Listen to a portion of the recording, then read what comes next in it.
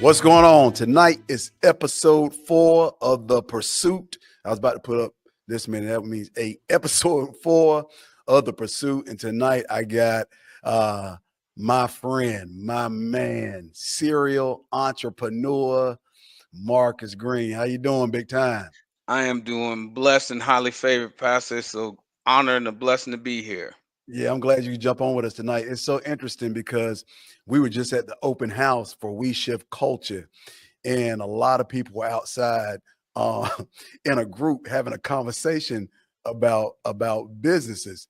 And one of the things everybody in the group, maybe not all of them, but I know one individual, because he was saying, Marcus is like a vampire. Like you just don't, he gives you a little bit of information, but you don't really know what he does.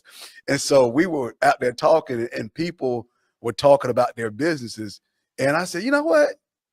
Me and this guy like this, but I don't know what he does. And you said, you know what? And you've never asked. And that's just been our relationship. Yeah. But, one of the things that you are really proud about, and I think that's, just giving you that label as a serial entrepreneur and somebody who has their hands in a lot of things.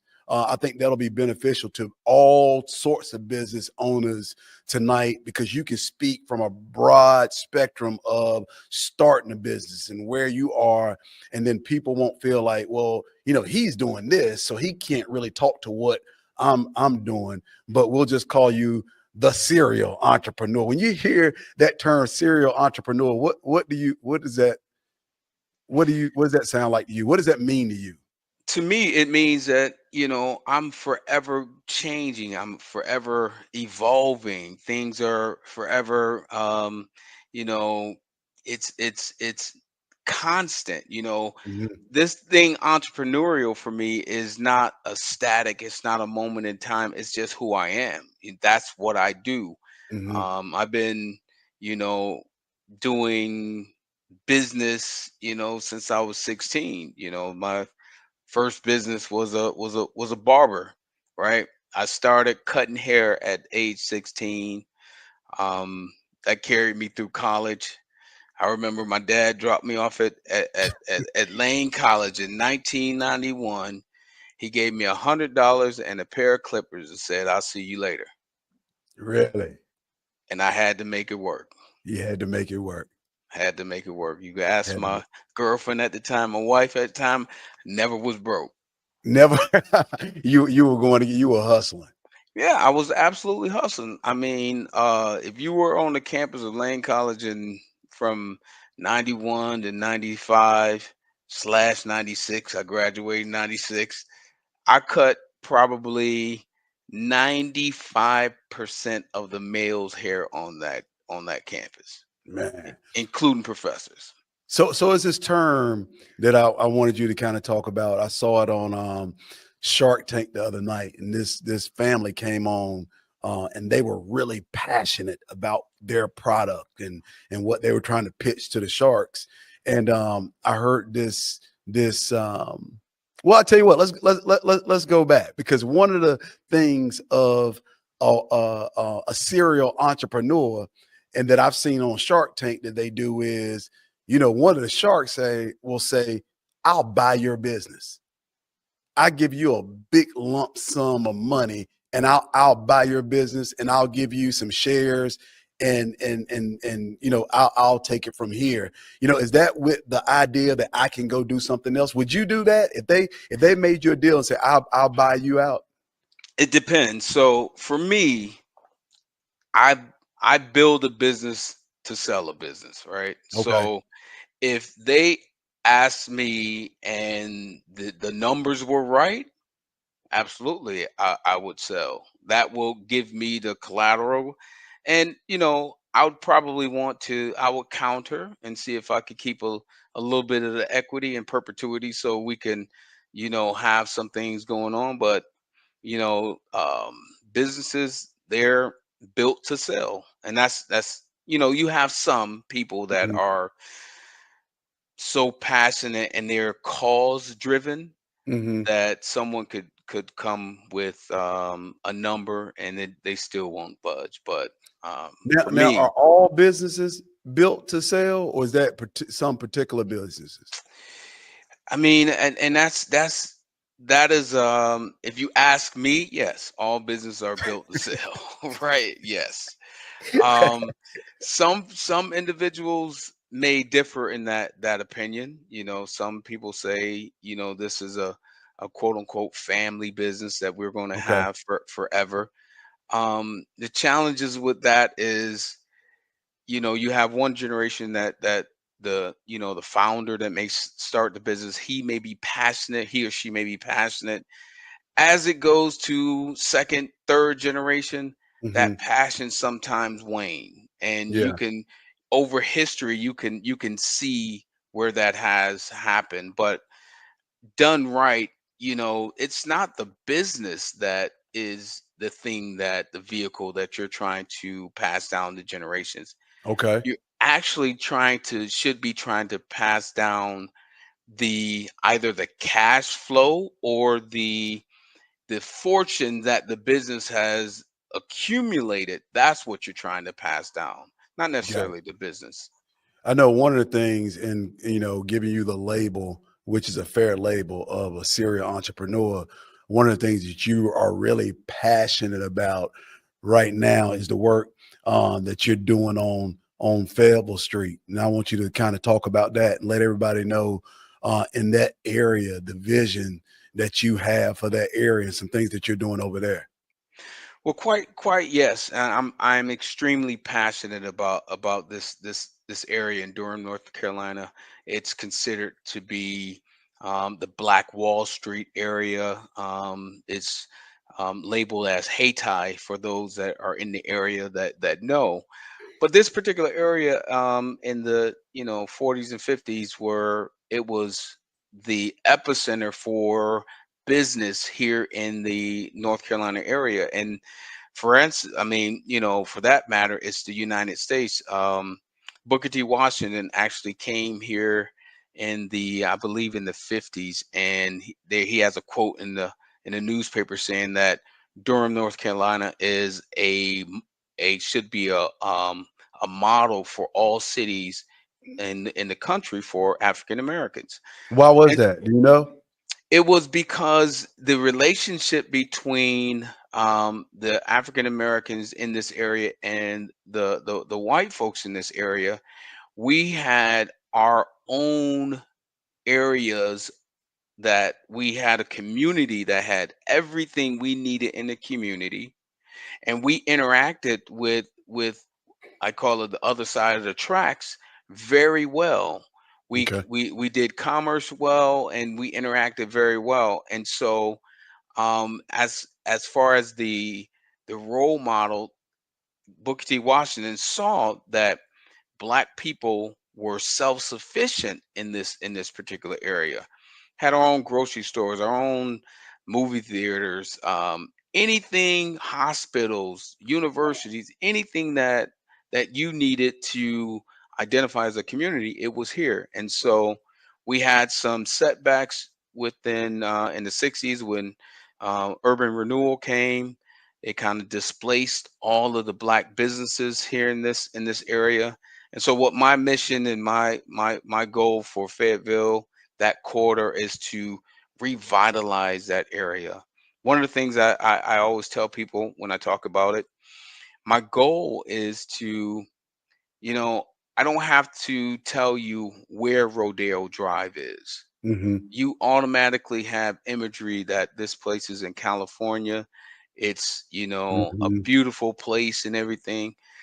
My goal and vision is to turn Fayetteville Street into that destination spot like a Rodeo Drive. So, What are some of the things that you want to do there, if you don't mind me asking? oh, absolutely. So, some of the things that in this destination spot that we're talking about putting together. Um, One of the larger projects that I'm working on is bringing a boutique hotel to the Fayetteville Street quarter. A hotel is it's almost like a business development incubator, because within that one um, Mhm. that one establishment, that one building, you can have multiple different businesses, and you're giving, opportunities to those that probably would not have the opportunity to do business. So we want to bring a boutique hotel with a very unique entertainment flair. We're trying to bring some entertainment back to the area. Also, we have another property in the Fayetteville Street area. We call it the Historic Mills House, where this particular property is going to be showcased as a community event. I when I first saw the property, I fell in love with the property, and I wanted someone to have the same opportunity to um, embrace this property as I did. So I'm opening that up to the community. We'll have some other businesses in there. We're looking to bring a chef, a personal chef, um, in there. We're gonna have some entertainment elements in the back of the property, but I want to bring vitality back to Fayetteville Street. That's the main goal. Gotcha. So, one of the things with just starting a business, and you started a lot of them. One of the stories, one of the things about you is, after I have a conversation with you, I call your wife to talk to her about you, because I'm a very, very, very, very, I'm quick. I move fast. I see something, I do. And you almost speak like we're moving fast, but your mind is playing the long game, Yes. because you'll be calling me, hey, Peanut, I got this idea, man. I'm thinking about doing this, and this. I was like, oh man, Marcus, I think that's cool. He's like, yeah, man, 2027. I'm like, you're talking like we're doing this next week, but your mind is already. I remember one of the last conversations we had about business, and you said, "Man, I got this idea. I think it'll really, really benefit us." I said, "Oh, okay." And so you're talking about it, and talking about it, and talking about it. He said, "Peanut, it doesn't even cost that much." I'm like, "How much?" He's like, "Man, $45 million." I'm like, I was like, what are you talking about?" So I called and talked to Tracy. I said, "Tracy, I just talked to your husband, and he's talking to me like I got $45 million. Like, where is his mind?" She said, "You know what? You see what I deal with all the time." I was like, now he knows me, man. It's only gonna cost us $45 million. Don't you think that's a good deal, P Nate? I'm just kind of like, uh, where does that mentality come from? The long game, and that nothing is too far to reach for. A guy told me a while ago that most people, not all, but Mhm. most people, they put more energy and effort planning their weekend than they do planning their future. Wow. And that was a very sad commentary to me. So, and you know, I really want to be an example to my kids, to my community, to kind of everyone. So I take myself out of it, and Okay. I think for generations now. And I'm like, how can what I'm doing today benefit the next generations tomorrow? Because some of the stuff that I'm talking about, um, it will happen in my lifetime, but the benefits will really happen for the next generations. And so that's really how we should be thinking about generational wealth. Hmm. Generational wealth does not happen, true generational wealth does not happen in one generation. Now the foundation may be set in that one person's lifetime, but you have to put together those building blocks for it to become true generational wealth. And that's just how I think right now.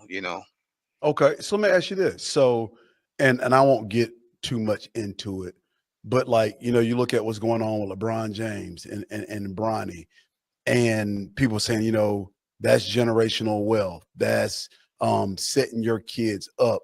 And one of the things I always think about is I think about the entire culture. We can look at people on TV that make $600 million. You know, he's got this $51 million contract, and I'm not talking about what he did or his money, but I'm always thinking about the whole person, Yeah. and that being the measure. But like, what can somebody maybe who feels like they're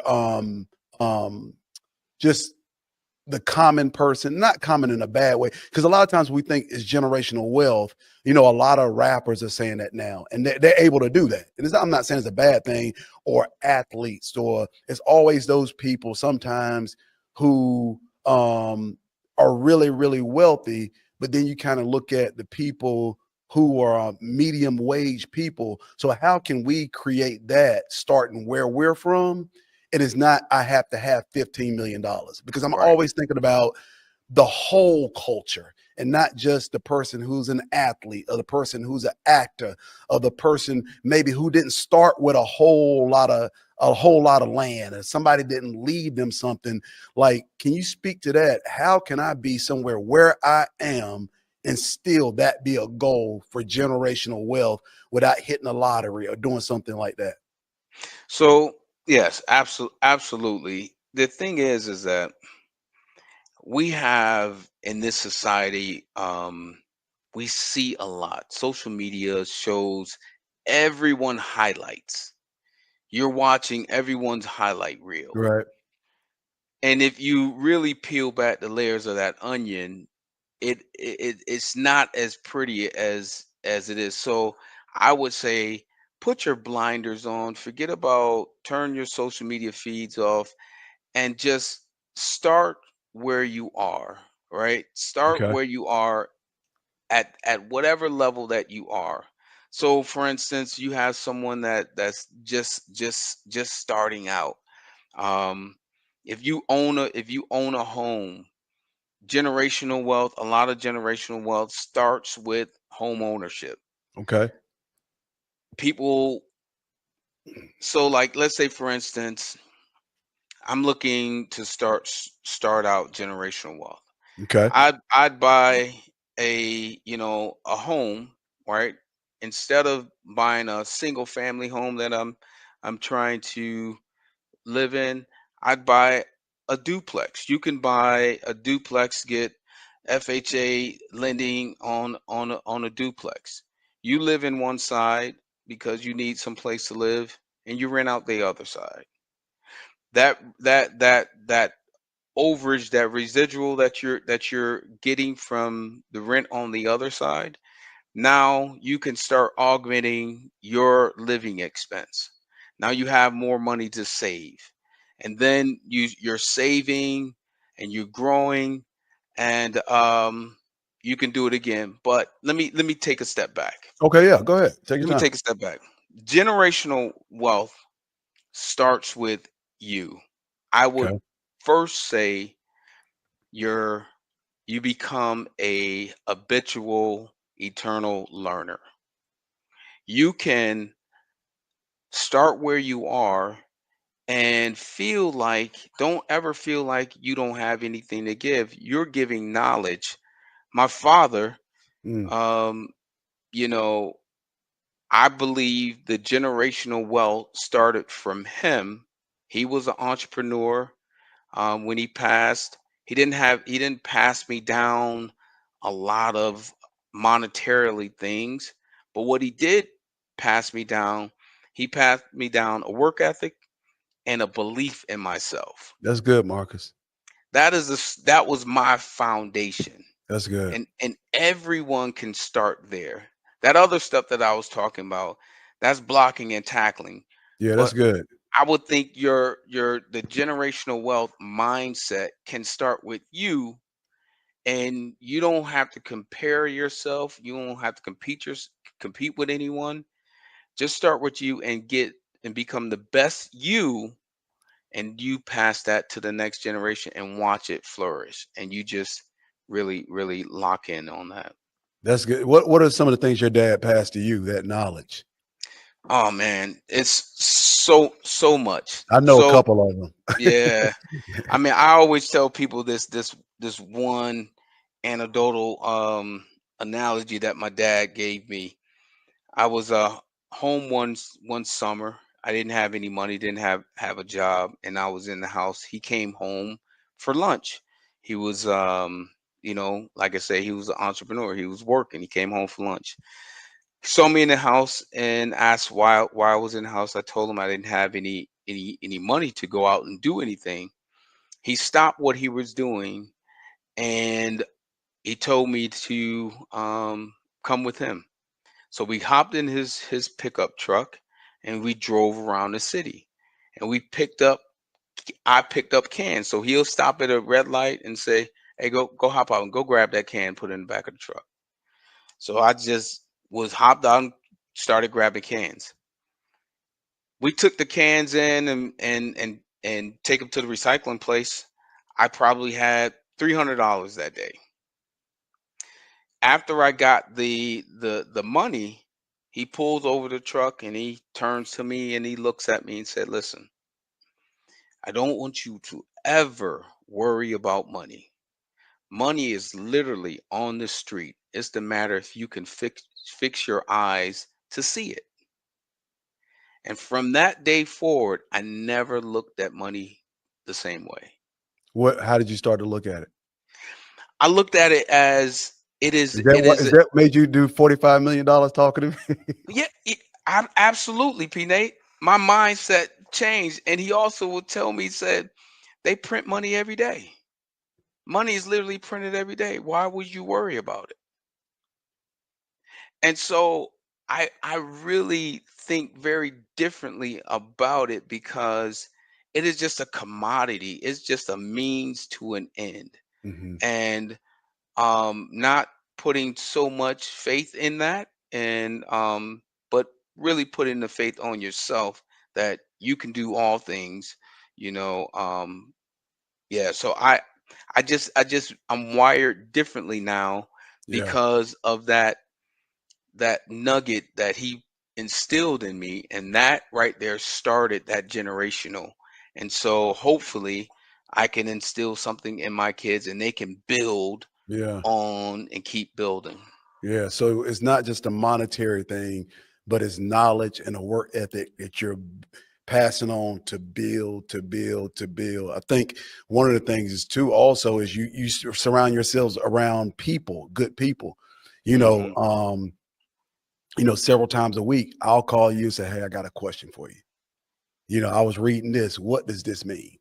Hmm. What does this do right here? I saw this thing about this tax thing. I'll text you. I saw this thing about this tax thing with this LLC. What does that mean? Oh, yep, you need to go ahead and jump on that. That's something I wish I would have done 4 years ago. But I think that's a good thing. And then I have a CPA. I go talk to him and say, "Hey, how can we do this?" And so I think it's also surrounding yourselves with people that you're able to ask a question. I'm 50, but I'm still always asking people that know something that I don't know. I'm always asking them questions. So that I think that was a great answer because people feel like, where do I start? Nobody left me anything. I don't have this. And I'm always just thinking about the whole culture and not just the one percenters and not just the people, but somebody may be feeling like, okay, I want to leave generational wealth, but nobody left me anything. So I thought that was just a really, really dope answer.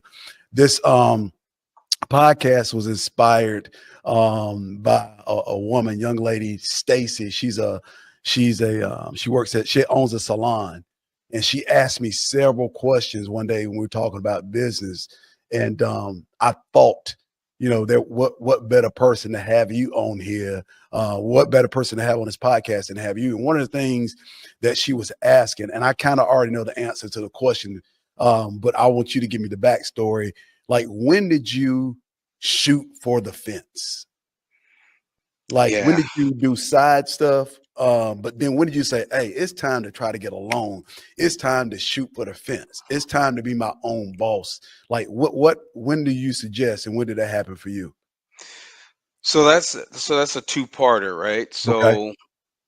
So when it happened for me, I wouldn't say it happened unconventional because I've Okay. heard many people it happened this way for. But I was working at a place here in Durham, and my manager at the time, we were doing a new project, and this consultant company that came in that was doing some work for us, um, and I was managing the consultants, and so working with them, you know, helping them understand what we're doing, and they started asking me some questions about the project, the company, and if I were to run this, how would I do it?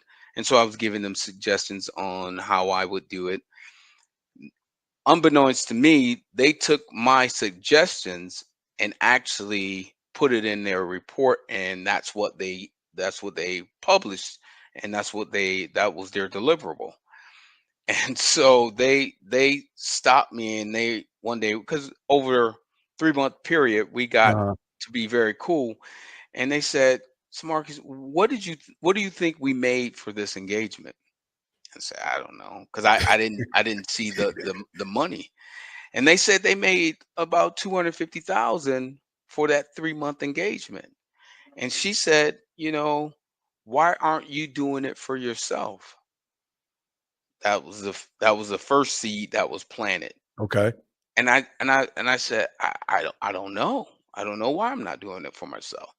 She's like, honestly, you did all the work. All we did was just package what you'd already told us and presented it. So you're right. So fast forward, my manager, there was another position that I was going for, and I went to her, said, out of respect, that I'm going to apply for this other role in another department, another area. And she said, "Well, no, I won't let you leave until I get what I want." I said, "Whoa, are you mean to tell me you think you control my future?" So that day, I walked into my office, packed it up, and I was out. What was your thought? Now, what did your family dynamic look like? Because I know you got 3 kids, um, and a wife and 3 kids, and so what did your family dynamic look like? Well, I just said, did you have all the kids at that time? I did at the time.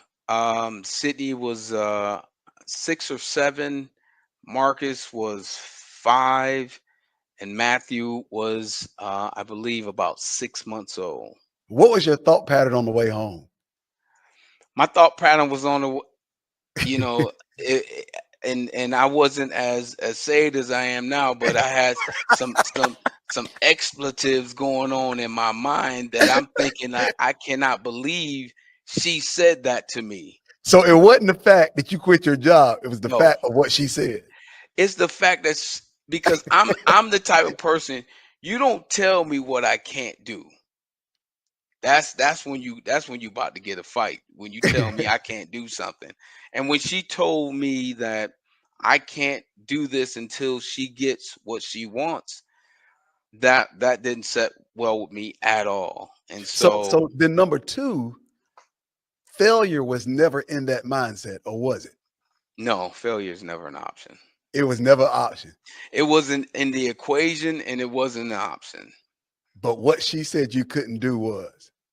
What she said, So what that's she what you were said. dealing with in your mind, not failing. No, no, no, not What made not you so failing. confident that you were not going to fail? I mean, I guess it was my And the thing about upbringing. it is, like, because I know you, like, I know you're not just talking. Like, I know this is you for real. Yeah, Like, yeah. because some people say, oh, failure is not an option. Like, I know, like, this dude, this is how he thinks. I only know one way to speak about me, right?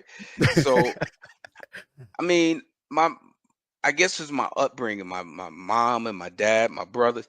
There was nothing in my household that they said we couldn't do.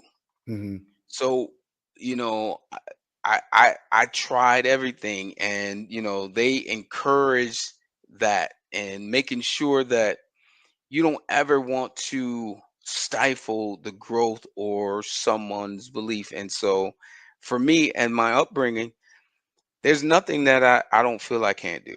I mean, Yeah. absolutely nothing. What was the conversation like with Tracy that day?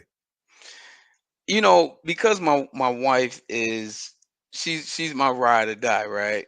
Uh, She's not gonna let me know that she may be concerned. uh, She's going to put on a good outward showing. But I knew I because I know who she is. I know she was kind of concerned about, oh my goodness, what's going on. Now, mind you, at the time, we had just moved from Denver, Colorado to North Carolina. okay. And we hadn't been here a year. And so it's a new this North Carolina is new. And she's just like, this dude is talking about going out on his own and all this. But she was supportive. She was very supportive. She didn't let me know that she was concerned. But me just knowing her, I know she was kind of concerned. But Yeah, but that when was a I asked about it, she said, "Ooh, I remember the day." yeah, yeah. And y'all been married how many years? 20, 27. 27. And she said, "Ooh, I remember the day." Yeah. One of the things that the young lady I was talking to also, she was talking about being in business for a specific amount of time.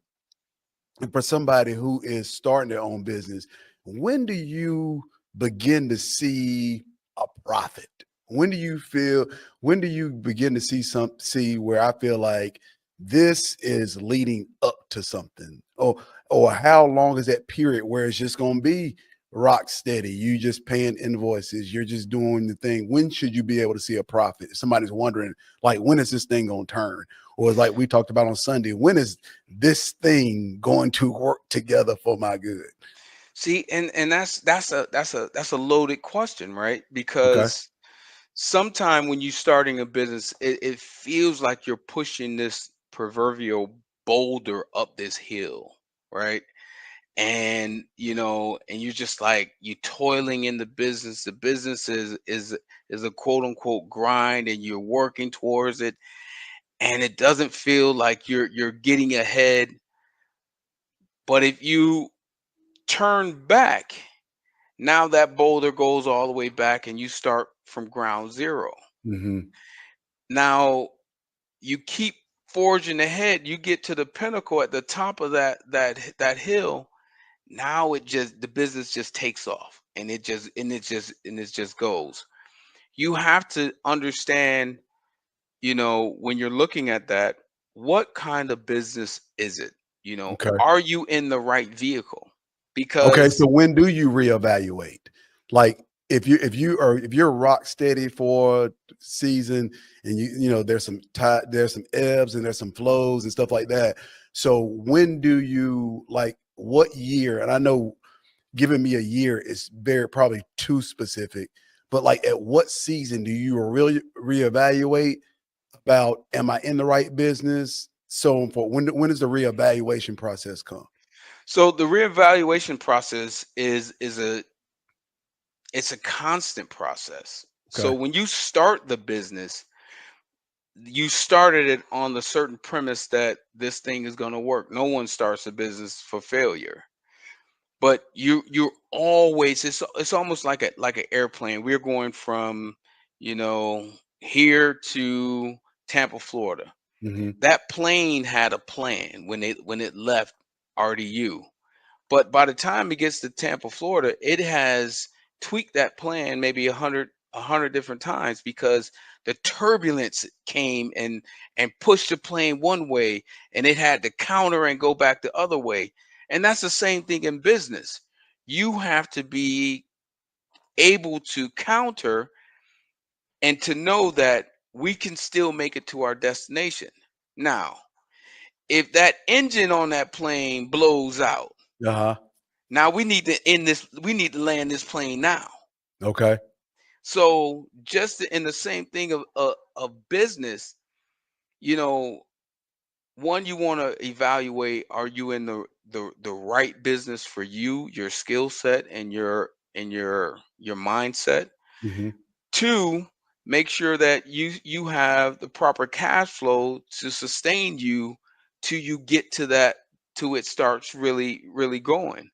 And when I was saying, when you're reevaluating the, and that engine blowing, that's if you've run out of cash. If you're near, That and was gonna be my next question. What's yeah, a sign that the engine is blown? a sign that the engine is blown is that you're out of cash. Businesses only go out of business because they don't have enough cash flow. Okay, so are you saying this? Businesses, you should never get out of business because you're struggling, but you should get out of business if the engine blows. I say yes and no, Okay. right? All Yes right. and no, right? So let's say, for instance, you know, an analogy. You're in Alaska and you selling ice in Alaska. You might need to get out of business. You know what I'm saying? But if you're in the ice business and you live in Phoenix, Arizona, and it's taking time, well, all you're worried about, your problem is, it's not the business, because everyone needs your product. It's that they just don't know that you got the product. Gotcha. So you stay in it long enough for them to recognize that you're in business. So some people are just really at the wrong. Timing is everything as well. Okay. They may have the wrong vehicle, wrong time, and they just need to reevaluate. Is this the proper time for this business? Because if you were 20 years ago, talking about, I'm going to go into the video podcasting business, and I want to have simultaneous screens, you in one part of town, somebody else in another part of town, that business wouldn't have gone anywhere 20 years ago, Because of the timing.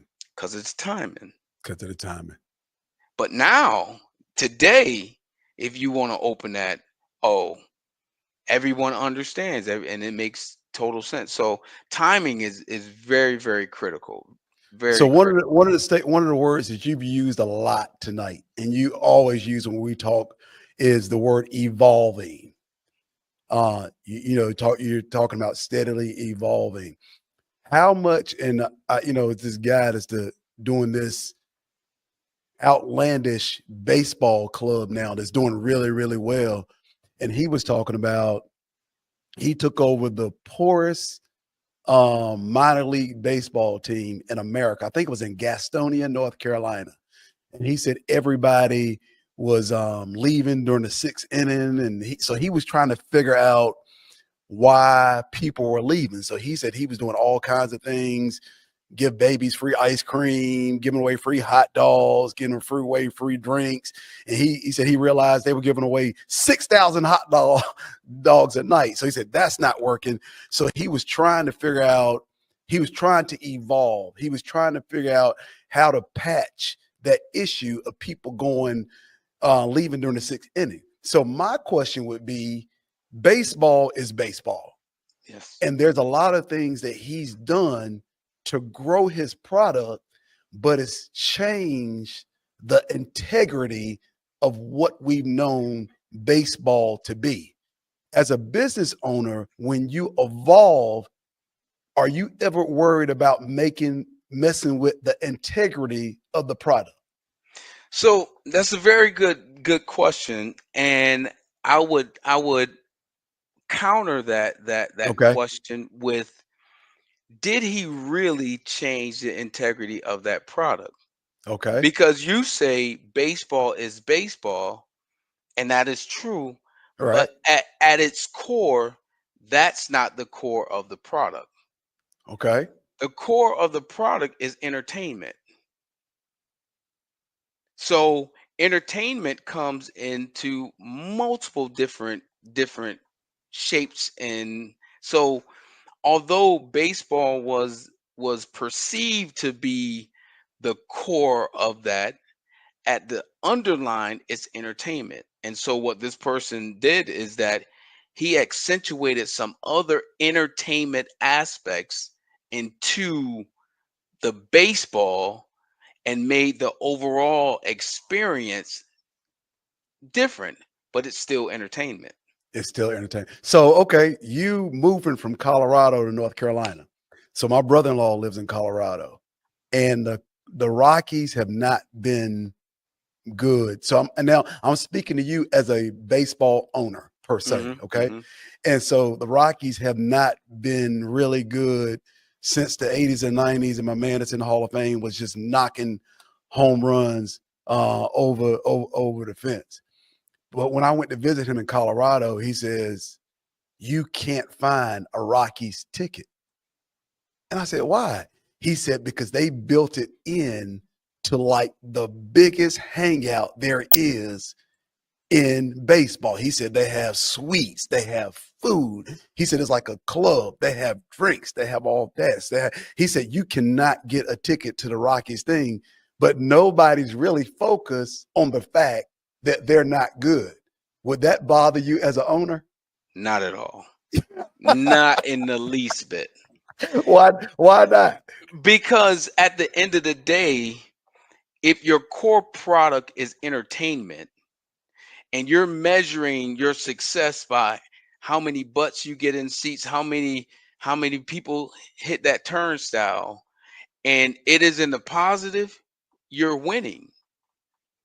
So it's how and where you perceive your win to come from. Now on the MLB field, they may look like they're losing, but at the ticket box, they're winning. And as a so it's really that's a very good question. And in business, you may feel that you're losing, like for instance, if you're just starting out, let's say a podcast or something like this, since we're on a podcast, Okay. and you're starting out and you don't have the views that you want to have, and you're looking at yourself, I mean, measuring other folks that's delivering podcasts, as they may have 100,000 subscribers, and you're measuring towards them. But you got to think of it in a microcosm. If you're getting a new podcast and you just started out and you got, I don't know, 100 views, this is episode 4. Hmm. You have to measure at the scale, not the macro. You can't measure to the 100,000. You got to measure at the scale that you are. You're 4 podcasts in. Stay right there and then take your wins where they are, because just like the Rockies, they're taking their wins because they've created an experience. People are coming in, people are loving themselves. They could care less about the game, but he's taking his win. So for me, that wouldn't bother me at all. Okay, so let me ask you this question. The people be able to tell I look at a lot of TV. I try to study a lot of people and how they do stuff. So there was this lady, my wife looks at the Today Show, and they had this design. She wasn't a designer. She dressed stars. Mm. She I forgot the name of it, but stylist. She's a stylist, and she said, "I got to style people for Elle magazine and like 4 or 5 other very, very popular magazines." She said, "I was successful, but I wasn't making any money." So if we go back to the baseball analogy, they're making a lot of money, but they're not successful on the baseball field. So with what she's talking about, she's saying, "I was successful because I was seen on Elle magazine, I was seen at this fashion show, I was seen here, but I wasn't making a lot of money." Can you be successful and not be making money in your Ooh, personal? Let's do it two way: your personal opinion, and then your advice. yeah. She So, said, "I was successful, but I was not making any money." all right. So using that analogy, right? I do feel that some people can be successful, um in their their measuring rod is not monetarily, right? Okay. Um, let's take a a school teacher, and we already know here in North Carolina they're fighting for pay, but Hmm. you have some people that's what they were put on this planet to do, is be a teacher. Good. Yep. And they got their success because Nathaniel Davis Jr. graduated, Hmm. and I saw him graduate where I was able to impart the things that I wanted to impart in him, and he was able to retain that, and I saw him blossom. To me, that teacher is a success, right? Good. Good answer. Yep. Now, for me personally, Uh-huh. my personal measuring rod is dollars, right? Hmm. So that's how I keep score. And some people don't keep score that way, but I do. And that's not good, bad, or indifferent. It's just the way I do. But so for me, if something is not making, and as I get older, my scorecard is changing a little bit Mm, more, because that's what good. I'm doing on Fayetteville Street is Hmm. more mission driven, right? I really feel passionate about that. So um it's not so much the monetary gain up front. It is to uplift the culture, right? That's what I'm doing. No, that's good. But at the end of the day, I can't go to the bank and deposit culture. I can't go to the bank and say, "Give me this for, the love of that." It's Right. it's it's down to that dollars and cents. So you have to be making money. If you're So not they have making this. money, you're in a hobby. So they have this new term. There is an entrepreneur and a wantrepreneur, Yeah. and the definition of wantrepreneur is they want to be the CEO. They want um the things that come with owning a business. And an entrepreneur, their primary focus is they want to grow this business. The definition says an entrepreneur, if there was no monetary gain, they probably would not have a passion to do it. Is being a CEO, is being a and it could be somebody saying, you know what, I don't want to work for anybody. I want to be my own boss. Um, do you think there's a difference between a person who wants to grow a business, that's their passion to grow a business, and a person who's saying, I just want to do it because I don't want to work for anybody else? I mean, there's a place for both of those Okay. individuals, right? Okay. You the entrepreneur slash solopreneur, there is definitely a place for them. But What's that place? so for instance, some people say, I don't want to work for anybody, and that's totally fine. Hmm. But just know that you are working for somebody. Y- How y- so? you're working for yourself, because if you don't work, you don't eat, Right. right? But that entrepreneur wants to have a business where the business is working for them, whereas you go on a vacation, you're worth more when you come back than when you left, because that business is the vehicle, not you. So a Mm. entrepreneur, what they do is trade their time for money, and that's where they think they don't want to work for anyone, but you're still in that same system, trading time for money. A business owner is leveraging other people's time. that's So when that's what's when it gets good. Yeah. okay, let's go back. So what's the difference between you driving the vehicle. I can't remember what you said. The person driving the vehicle and the business driving the vehicle. Is that what you said? Yeah, yeah. Okay, what's So the difference between the two? very, very, very easy. So my father told me it's gonna come a point in every man's life that either one or two things are gonna happen. They're gonna wake up and they don't want to go to work tomorrow, or they physically can't go to work tomorrow. Something, has happened. At that point, you got to have the money. So the difference between the two is that all of your income comes from your efforts. Okay. There was a gentleman that had a body shop. I was back in there. You probably remember this. Yep, I I I, do. I was going to purchase his body shop from him, Yep.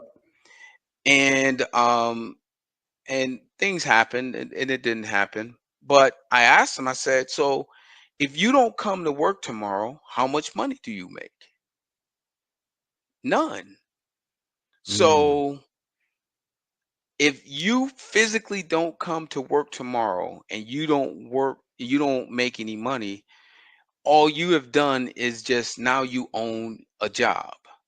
mm, Whereas the business owner, he's leveraging the time of other individuals where he or she has individuals working for them.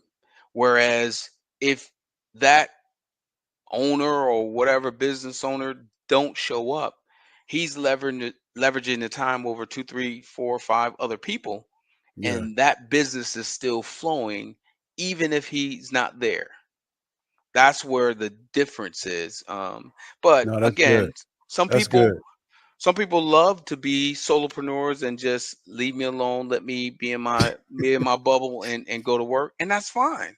Long as they My thing is, long as you know where you are, Mm, because people over here say they have a business, that they're the entrepreneurs or solopreneurs. They think they have a business. That's really not a business. You just own your own you job. just own your own job. You're self-employed. Yeah. So how do you transition from, because at the beginning, I'm sure, I'm not sure because we've never talked about it because I've never asked you what you do. But how did you go from like the beginning to transition? And let's say somebody saying, "Okay, Marcus, I hear you right now. I am the person who has to show up. I am the person who has to do this. I am the person who has to their barber. I have to wash the towels. I have to do payroll." How do you transition to being that person where you're not working the business, but the business is working for you? You have to be bold enough, and you have to buy back your time. Okay. Right? And when I say bold enough, because it's scary sometimes to give money out that you may or may not have. But in order for you to grow, you have to buy back your time. So in that analogy that you're using, if you are spending time washing towels, whereas you doing another head generates you more income, you need to pay somebody to wash those towels. If I'm, Mm, if I'm doing it, if I'm a stylist and I'm gonna get $100 for this hour, or let's say an hour, $100 for this hour, mhm, and I'm doing the task of washing these towels where I could pay somebody $20 to do it, doesn't it just makes more sense to pay somebody the 20 and you do the thing that is making the money? mhm, So a lot of the solopreneurs, they get their mind off of those things that makes them money and start mhm. doing the remedial tasks, the things that they have to get done. Now, I'm not saying it doesn't have to get done, but you don't have to be the one to do it. Yeah, my friend said you have to, there has to be a point where you get away from the things that hinder you from what you do best. Yeah, yeah. What And did that's year one look like for you? What did year one? What did year one of being an entrepreneur look like for Marcus? Mark, you said, people can see the product, and I can't say finished product with you because I know you're gonna stick. But what did year one look like? What was your biggest struggle? And when was the point in time when you said, man, we making some traction? I know you're never satisfied, but when was No. the point where you said, man, like I see why I stepped out on faith to do this? Year one, when was the track? What was the traction? And when did you take a millisecond? Because I know you don't. And like, man, we doing all right. This is good.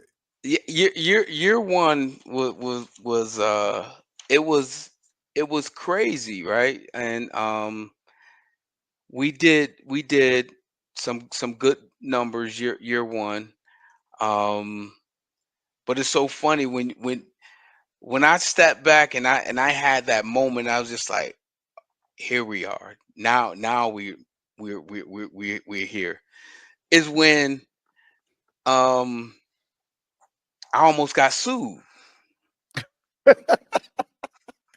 Now, if you're in business, if you never gotten sued or a threat of suing, you're probably not in business. I mean, real talk, Pine. It is one of those, just what it is. And one of my competitors at the time, we were I did some work for them on this government project, uh, and I had left them. And so the government came back to me directly and said, "Hey, we want you to come back and run this project." Now, the competitor was upset because they thought that I should have gone through them to get this government contract. okay. And so they send me a cease and desist letter and and threat of suit. And we were able to, my lawyers countered and got it squashed. But it really made me think that I really have something that someone is wanting sue worthy of. And it just made me think about, this is where you are. You're playing in that league where what you're doing is worthy of someone willing to sue for. And I said, okay, now I need to up my game. So we upped our game a little bit more. I think this has been like a wealth of information and knowledge, like what I knew it was going to be. I just think the thing that right now, when people are talking about generational wealth, I think that one of the dopest things you've said is everybody can do that by going out and learning something and passing it along. And that's just something I really want to emphasize to people, because sometimes we don't see ourselves in that place financially or with things. We can think we're not making steps towards generational wealth. But I really wanted to do this podcast with you tonight because I wanted people to get information so we can really do generational wealth. And I just think you gave out a lot of. I mean, it's like our conversations all the time. You gave me so much, and everybody on here so much to think about. So I want to thank you for being on here tonight. To my man, the serial entrepreneur that I have. We've been in a relationship almost 20 years, and Yeah. people think I do not know what you do. And I've never asked you, but I know you have the information to give. But see, Pine, and I want people to understand this, and two little anecdotal things before we Okay. conclude the podcast. And always say I'm evolving because I don't I haven't arrived, and there's things that I have to do and I still too have to change. And one of my shortcomings, I have to do a better job of letting people know what I do and how I Okay. do it and the things that nature. So I too have fallen short in that area because I don't do a very good job at um showcasing and just explaining what it is that I do, because I do a lot of things. So one of the things that I want to leave your viewers with is that in this, as you mentioned, the generational wealth, everyone's talking about it. Um, you have to kind of put the blinders on and clear out that noise, because a Yeah. lot of it really could put you in a negative mindset that, man, I'm not where I want to be. I'm 51 years old and I haven't even started thinking. I haven't started doing this. It really doesn't matter. You can start where you are right now. It's never too late. You haven't, wasted time. Hmm. Start where you are, and in that's what does starting look like, as you mentioned. That was gonna be my S- next question. what does starting look like? So now you start modeling the person that you want to become, that you want to pass on to that next generation. So it may take to start some, learning, pick up a book, look at podcasts like yours, and really try to understand concepts. And so get your vocabulary in whatever area of study that you want to be in, and things like it has its own vernacular. Hmm. Success has its own vernacular. You start speaking success to yourself. As we mentioned today, man, there's honestly, I really believe that as long as God give me the air and activity in my limbs, that there's nothing that I can't do. That's something that didn't that's just who I am. That's what I believe. Hmm. Get your belief level up in something that you strongly are passionate about, and don't be afraid to start. And as you mentioned here, ask questions. Yeah. Become a sponge. Ask questions. Ask people questions.